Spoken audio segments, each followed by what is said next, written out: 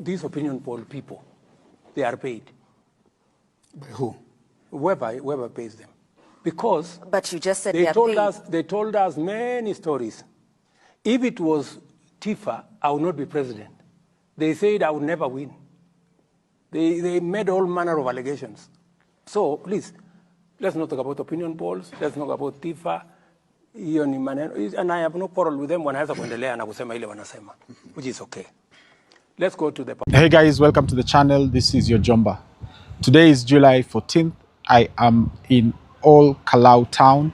As you can see behind me are the beautiful Aberdare Ranges. The weather is sunny but a little chilly.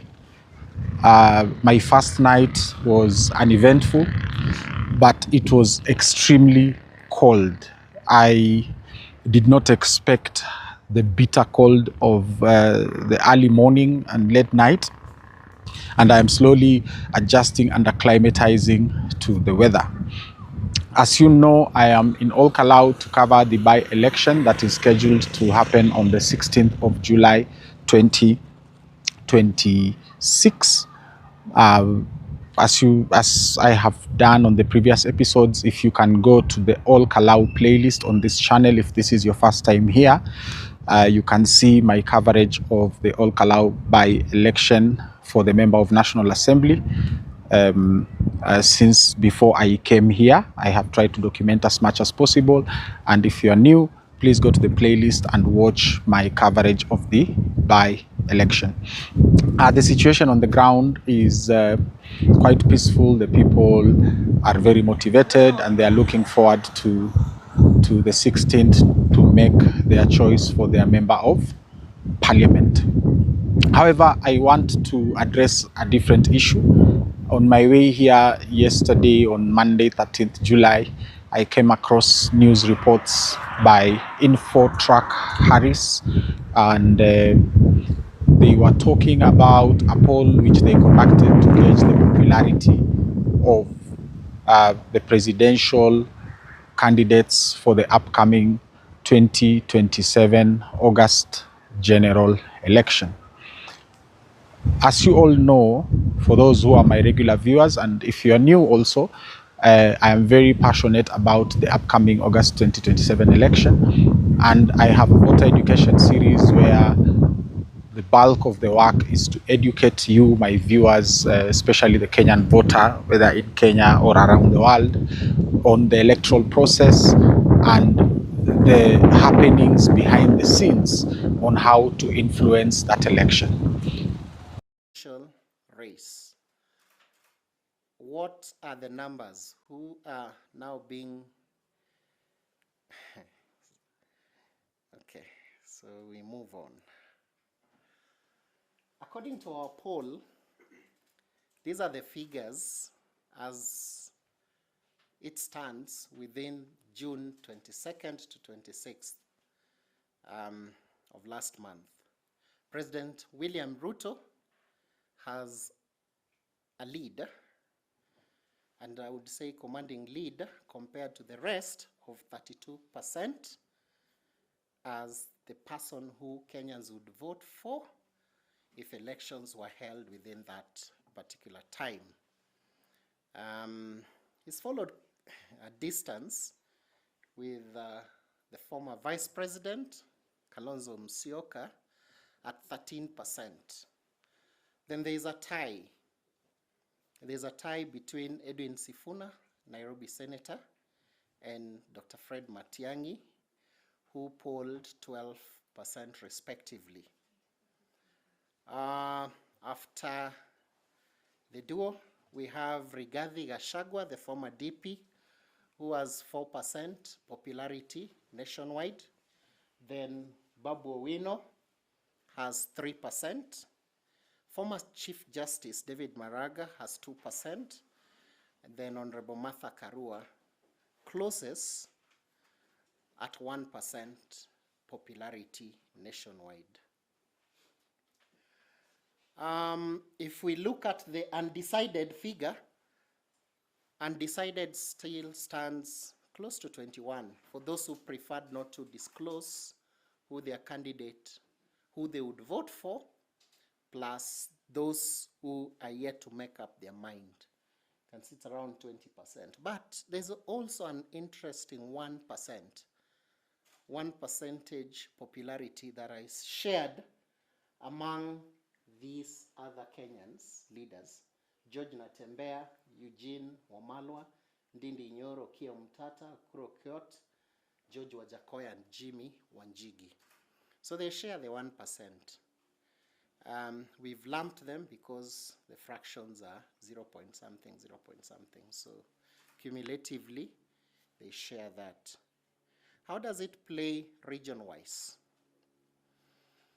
If you check within the regions, President Ruto has a command in about 5 regions, and that include, his highest is from Northeastern at 59%, followed by Rift Valley, 46%, then the Nyanza at 40, Coast 33, then Nairobi 19, Western 35. Of course, his list is from the 3 regions. Central at 12, Eastern 19, then of course Nairobi at 19. This is a classic case of perception hacking. This is a classic case of propaganda. They claim that President Ruto has a 32% lead, and the second person behind him is Kalonzo Musyoka with 13% of the poll. He is followed closely by Edwin Sifuna with 12%, and the fourth in the race is Rigathi Gachagua with 3%, David Maraga, Chief Justice Emeritus, with 2%, and the rest have a 1% chance each in this election. Let me tell you, my viewers, this is extreme propaganda at play, because there is no place I have gone in this country where there are Kenyans who are genuinely supporting President William Ruto. You can even hear this Infotrack guy say that the most popular region for President Ruto is Northeastern, with 59% of the polling. And the second most popular region for President Ruto is Rift Valley.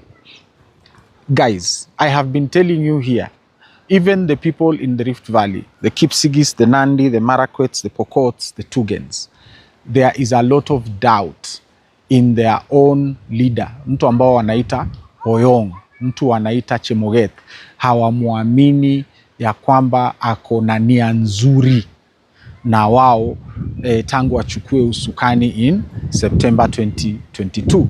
The people of Rift Valley, they're not Kalenjins. I try to say this a lot of times because it is either Kipsigis, Nandi, or the other Marakwets, Pokots, Turgens, etc.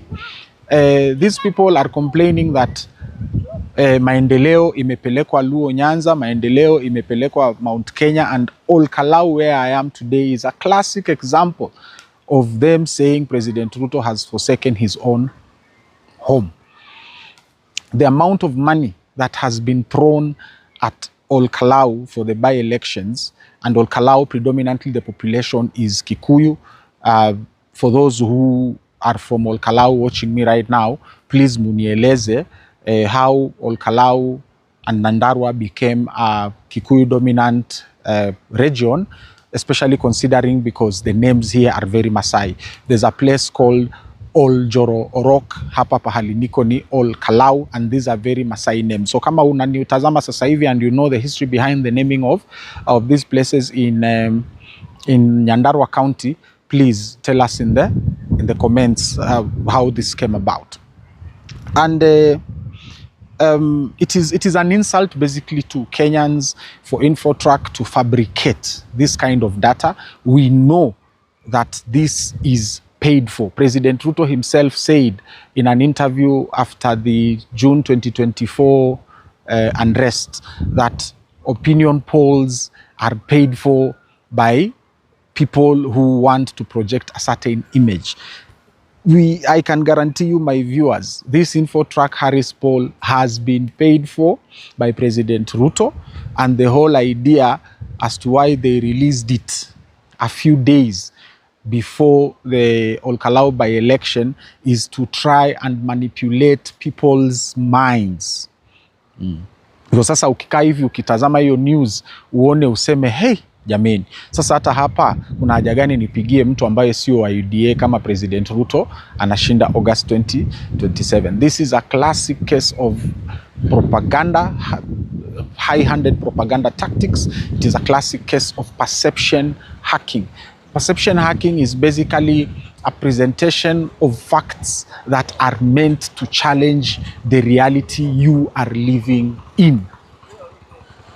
Yeah, this is my opinion and analysis. I'm telling you, perception hacking and propaganda is meant to challenge the reality that you are living in. Misinformation and disinformation are the only tools that President Ruto has to kind of manipulate the outcome of the August 2027, and we are going to see very many of these as we proceed towards August 2027.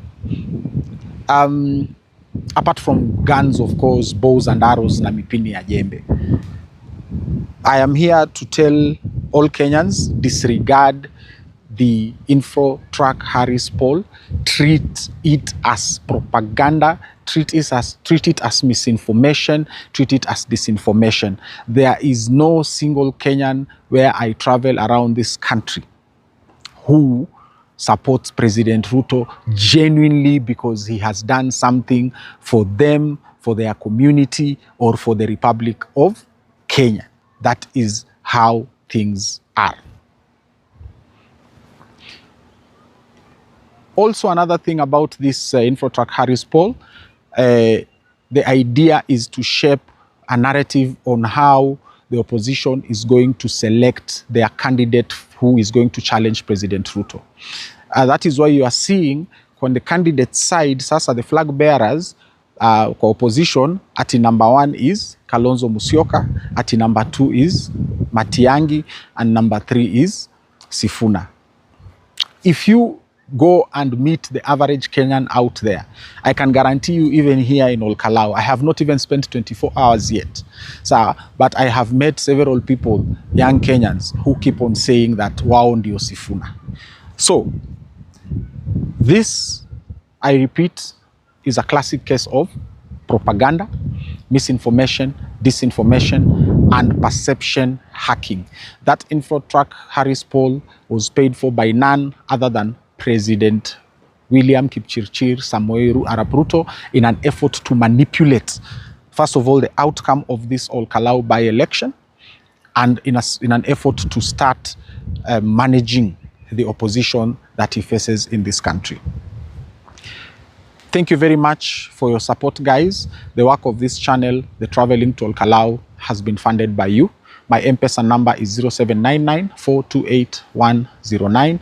Continue supporting the work I am doing around the country to bring you stories about Kenyans in Kenya that you may not have an opportunity to be able to travel and see, but this is the reality on the ground. This is how things are. Continue the conversation in the comments, like these episodes, and continue sharing them with your friends and family around the world. This is your Jomba Wabili Mwagodi. Asanteni sana.